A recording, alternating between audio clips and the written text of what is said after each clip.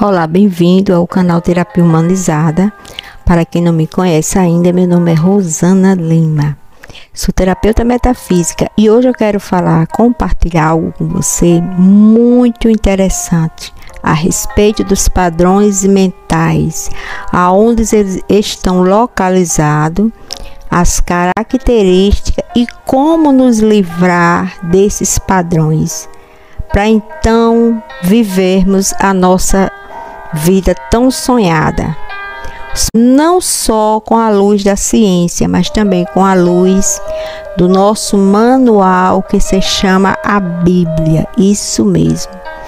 E o que é que a Bíblia tem a ver com nossos padrões mentais? Fica aqui que eu vou explicar e deixar bem claro para vocês. Anotei aqui alguns tópicos para que eu não venha sair muito do que eu quero te falar, resumidamente, com poucas palavras, mas que tenha uma clareza simples, que você venha compreender como você lidar com seus padrões, ou melhor, como você deixar para trás, porque tudo que você viveu até hoje, tudo que você conquistou, tudo que você atraiu para a sua vida, foi de acordo com o modelo dos seus padrões.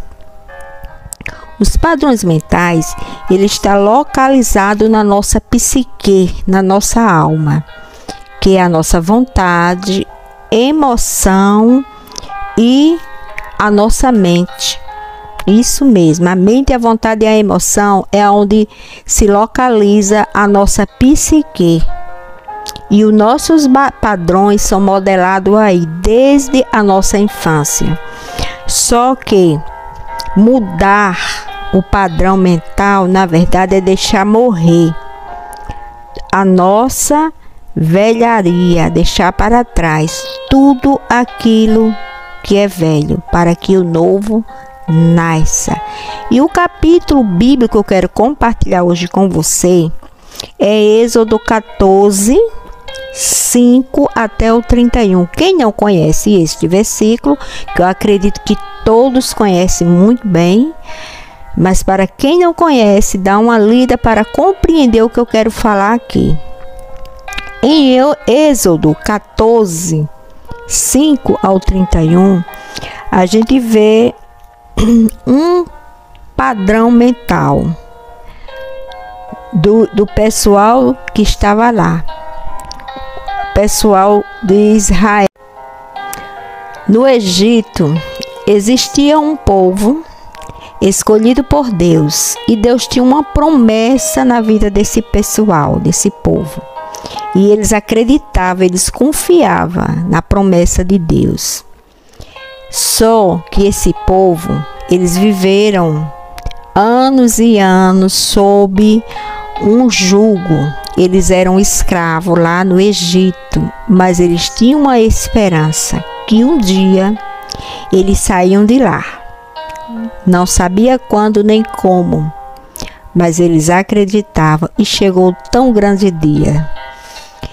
E eles, todo mundo sabe que houve 10 pragas antes, né? Todo mundo conhece esse versículo, essa passagem do Mar Vermelho.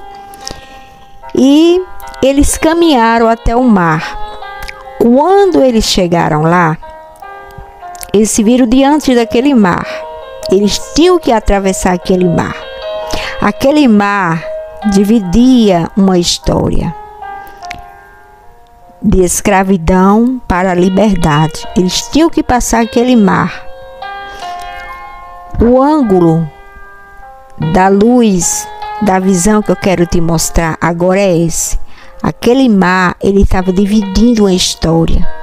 Então, para que a sua história realmente mude, você tem que passar o mar. É a divisão. De um lado está a história da escravidão, e do outro está uma nova história que ia começar na vida daquele povo. Deus deu ordem para o mar se abrir, né? Na hora que Moisés tocou ali com seu cajado no mar, eles passaram. E tudo aquilo que escravizava, tudo aquilo que tipificava a prisão daquele povo, as ameaças daquele povo, ficou para trás. Sucumbiram-se no mar. E aí, depois do mar, veio o deserto. Só que o deserto não foi para que aquele povo morresse ou sofresse ou passasse 40 anos. A história diz que Deus disse para eles que eles iriam passar apenas 10 dias. E porque eles... Provavelmente está muito claro porque eles murmuraram, eles questionaram a Deus. Eles começaram a ver que 10 dias para ele talvez fosse muita coisa. Eles começaram a reclamar. E a Bíblia também diz que murmurar, reclamar é a mesma coisa. A Bíblia diz que quem murmura comete o mesmo erro, o mesmo pecado de uma pessoa que assassina, que é feiticeiro ou que adultera, seja qual for. Porque para Deus não existe peso nem medida. Para Deus, pecado é pecado. E aquele pessoal começou a murmurar. E quando eles começaram a murmurar, a questionar Deus, os dias foram se passando. Então aquilo que era para passar 10 dias, tornou-se 40 anos. E a história também diz que nem todos conseguiram chegar na promessa de Deus, que era Canaã. Nem todos, apenas aqueles que realmente confiaram. Não no poder dos gigantes que tinham lá, mas na promessa que eles tinham recebido lá no Egito. E a história dá o nome apenas de 2 pessoas para representar o restante que conseguiram chegar no objetivo, que é Josué e Caleb. E o que eu quero dizer, o que isso tem a ver com o que eu apresento aqui no canal, sobre crenças, sobre dores emocionais, raízes emocionais, sobre doenças causadas pelas raízes emocionais. Calma que você já... Velho padrão mental. O que é que tem no velho padrão mental? A escassez, a doença, tristeza, insegurança, amargura, solidão e escravidão. É isso que está no velho padrão mental. E se você vê que você está numa situação negativa, você está passando por uma experiência que você não queria, hipótese nenhuma, passar na sua vida, uma experiência que seja de enfermidade, ou de dívida, ou desemprego, ou seja qual for a experiência, e você não consegue sair, você já esforçou, de tudo você já fez, já orou, já fez jejum, já pediu oração a meio mundo de gente, já fez curso, leu livro, repete pensamento positivo que já não aguenta mais.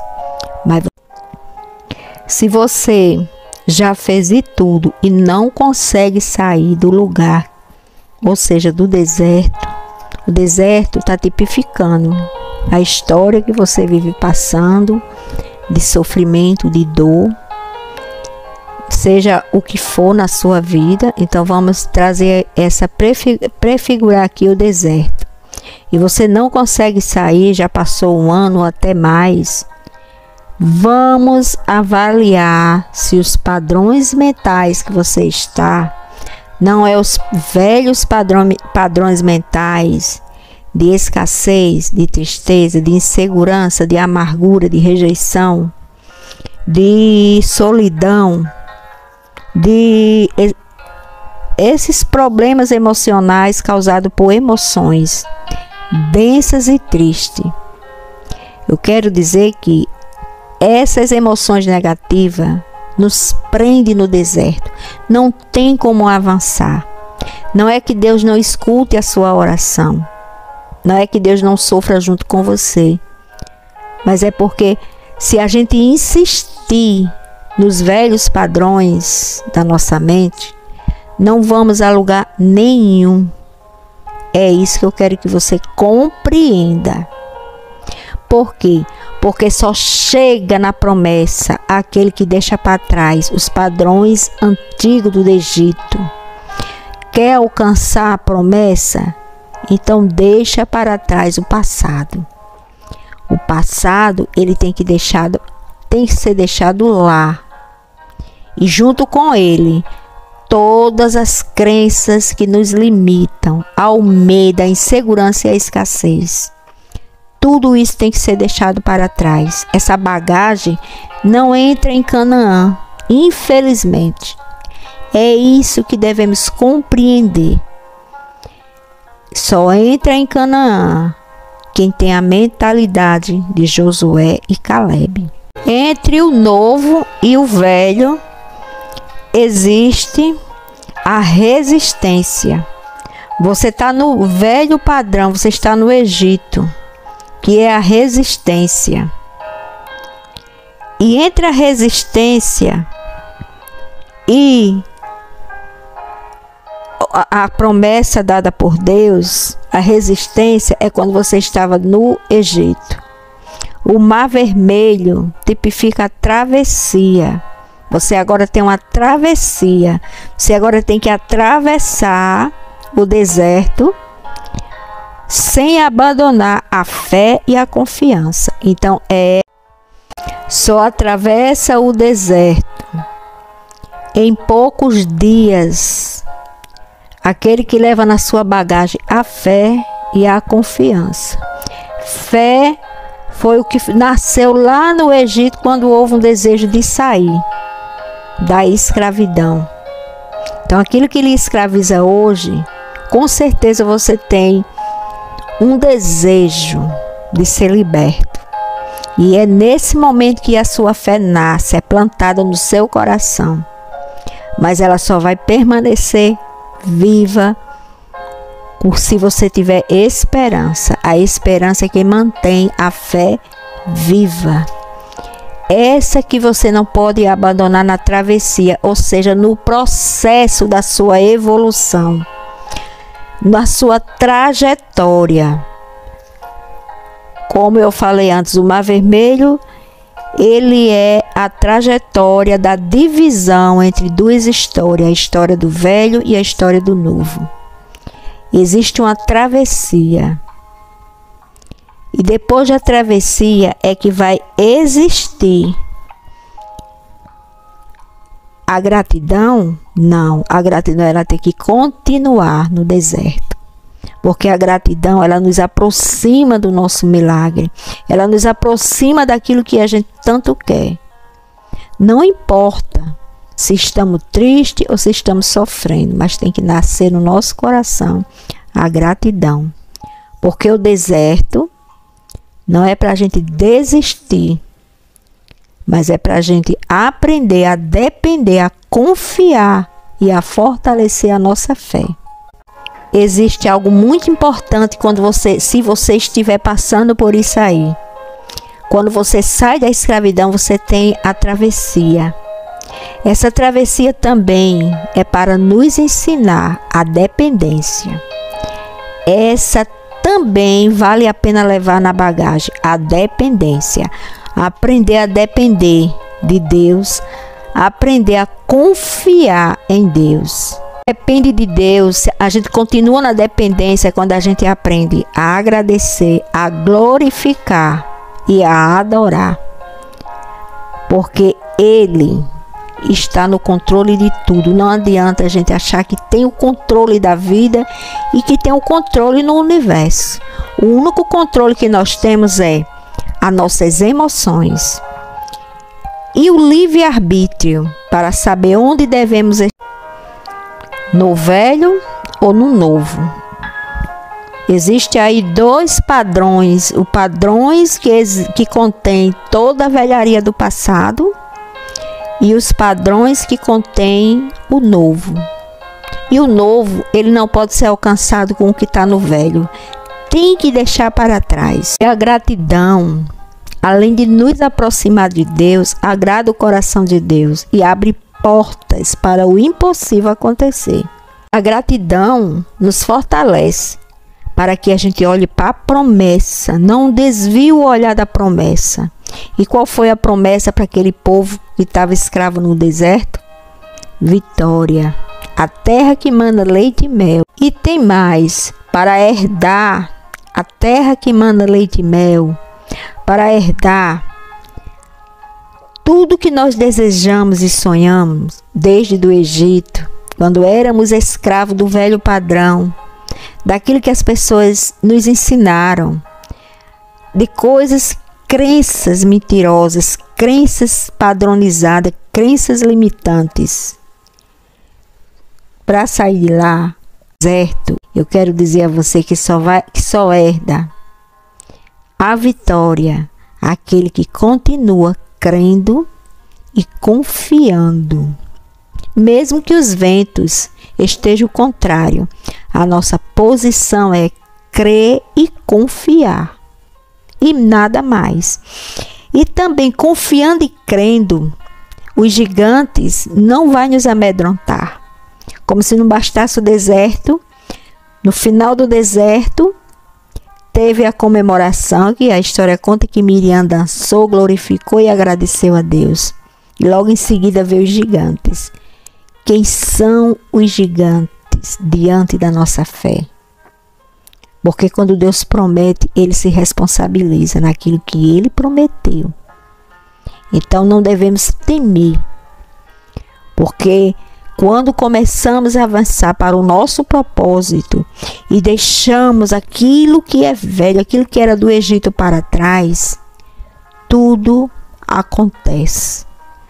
Porque o novo, a nova criatura nasce através de um novo padrão mental. O novo padrão mental muda a nossa experiência como pessoa, como cristã e como um ser iluminado.